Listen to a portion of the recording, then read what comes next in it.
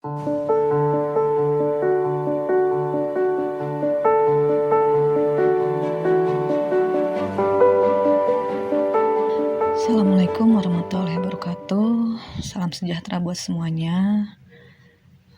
Pada kali ini kita bertemu kembali pada mata kuliah Psikologi Komunikasi topik ketiga. Di mana topik ketiga ini kita akan membahas mengenai faktor-faktor psikologi yang mempengaruhi tindakan manusia dalam berkomunikasi.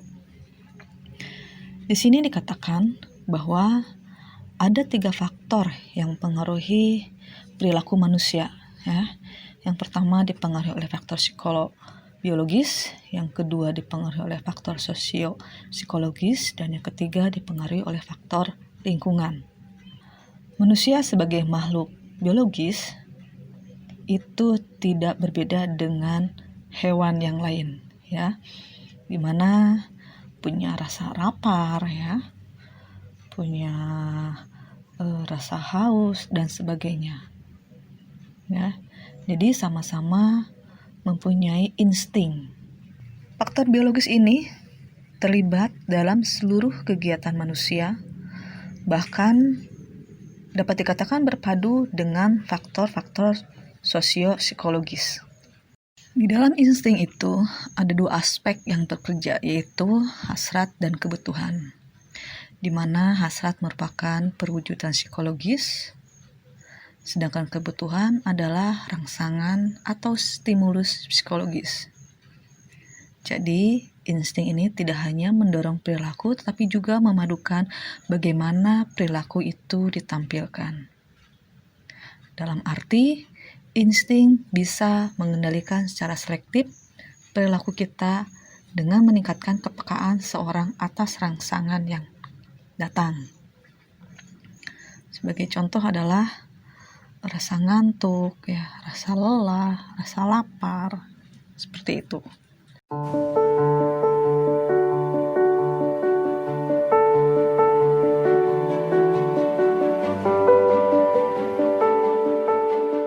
Faktor yang kedua ini adalah faktor sosio-psikologis. Karena manusia ini merupakan makhluk sosial, dari proses sosial, ia akan memperoleh beberapa karakteristik yang akan mempengaruhi perilakunya, ya. Hal ini dapat diklasifikasikan dalam 3 komponen, ya. Ada afektif, kognitif, dan konatif. Afektif ini berkaitan dengan aspek emosional, sedangkan kognitif berkaitan dengan aspek intelektual yang berkaitan dengan apa yang diketahui oleh manusia. Dan komponen konatif adalah aspek volisional, yaitu berhubungan dengan kebiasaan dan kemauan bertindak. Sehingga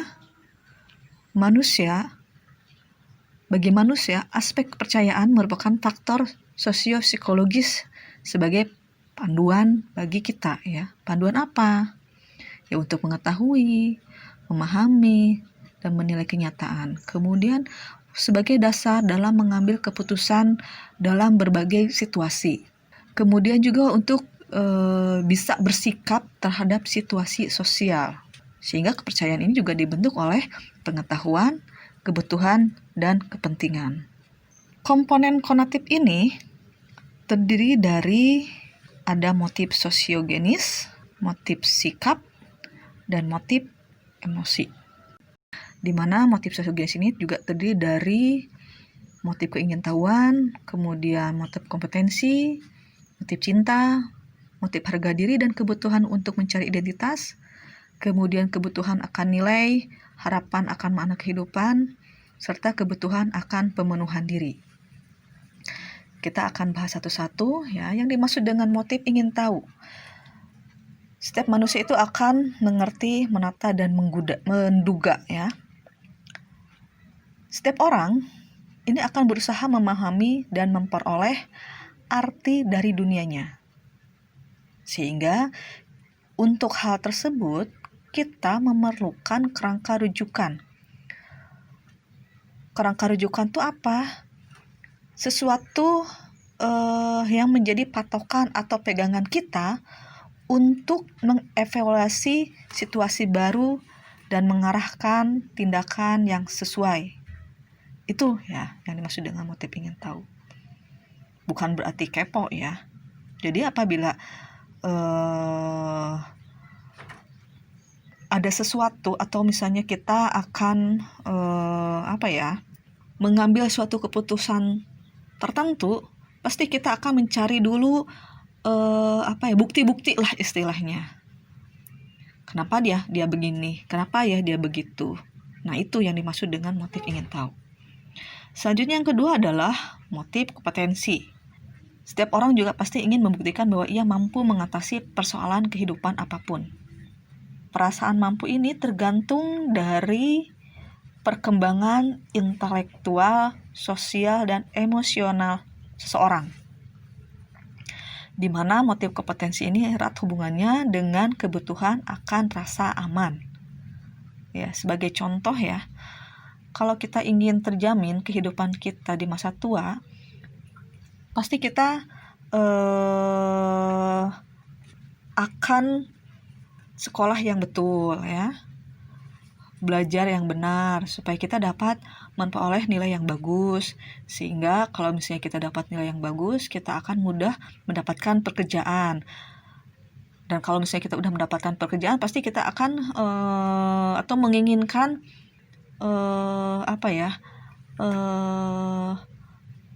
gaji lah ya, gaji yang lumayan. Nah, itu yang dimaksud dengan kalau kita tuh mampu. Dan itu yang dimaksud dengan seseorang itu sudah memenuhi kebutuhannya akan kemampuan diri. Yang dimaksud dengan motif kompetensi ini bukan berarti persaingan. Kemudian yang ketiga adalah motif cinta. Yang dimaksud dengan motif cinta ini adalah bagaimana kita sanggup menghargai orang lain, kemudian memberikan perhatian terhadap orang lain, kehangatan dalam persahabatan, dan lain sebagainya. Selanjutnya ada motif harga diri dan kebutuhan untuk mencari identitas.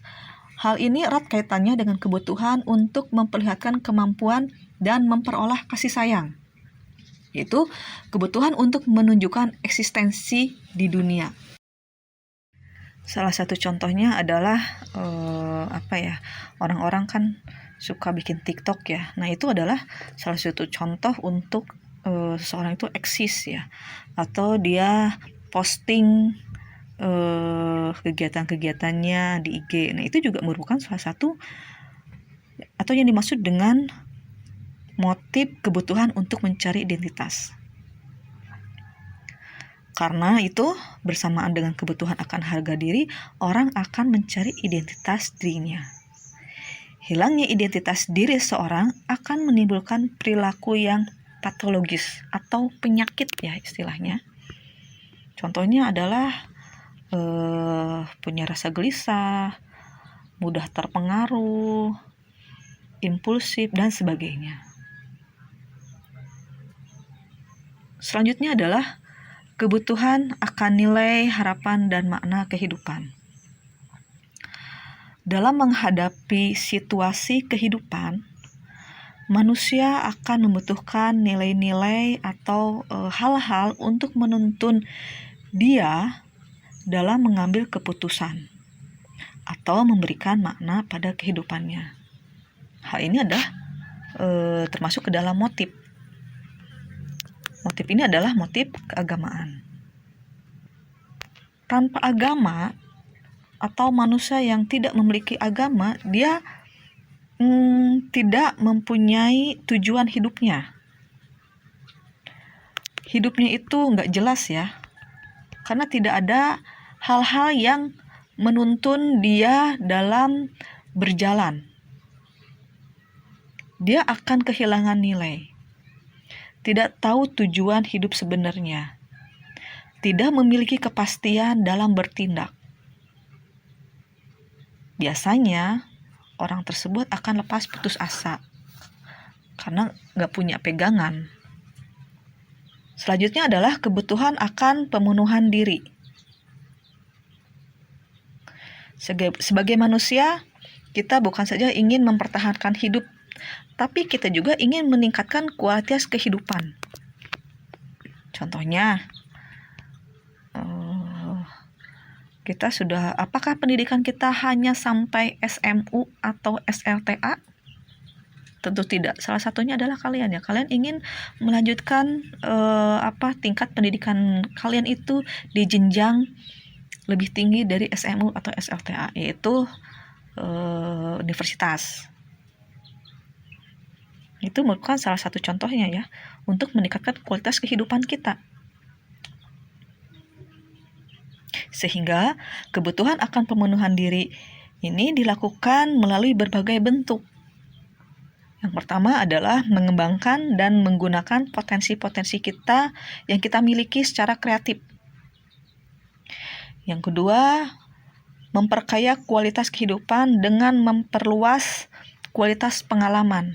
Ya, dari pengalaman sendiri, pengalaman teman, pengalaman saudara. Itu pengalaman itu bisa dijadikan pelajaran buat kita. Yang ketiga, membentuk hubungan yang erat dan berarti dengan orang-orang yang ada di sekitar kita. Dan yang keempat adalah berusaha memanusiakan, yaitu menjadi pribadi yang kita dambakan.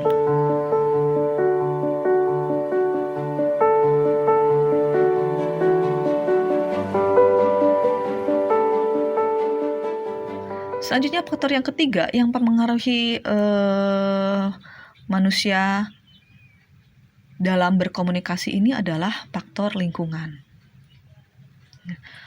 Manusia dan lingkungan ini memiliki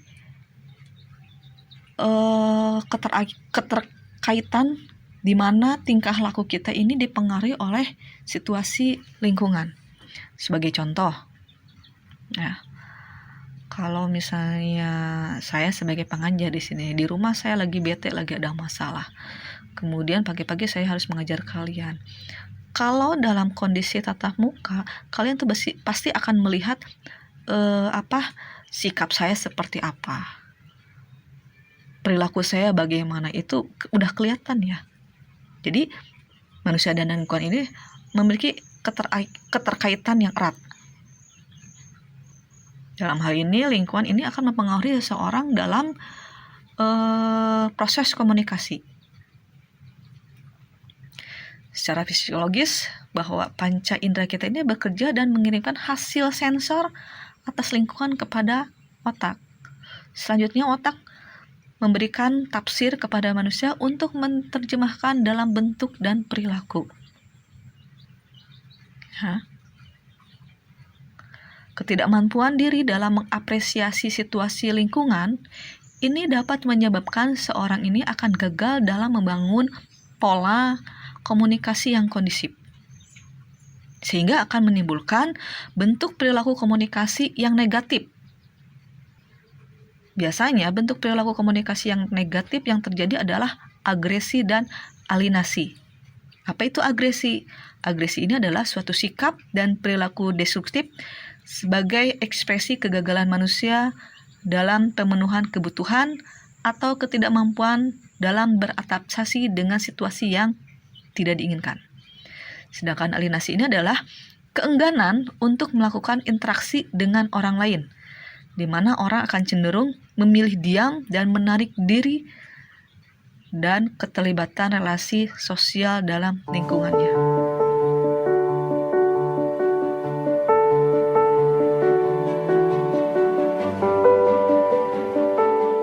Semoga dapat dipahami ya materi ketiga ini. Apabila ada yang tidak dipahami atau mau bertanya, silahkan Anda dapat mengajukan pertanyaan-pertanyaannya. Terima kasih atas perhatiannya. Saya ucapkan Assalamualaikum warahmatullahi wabarakatuh.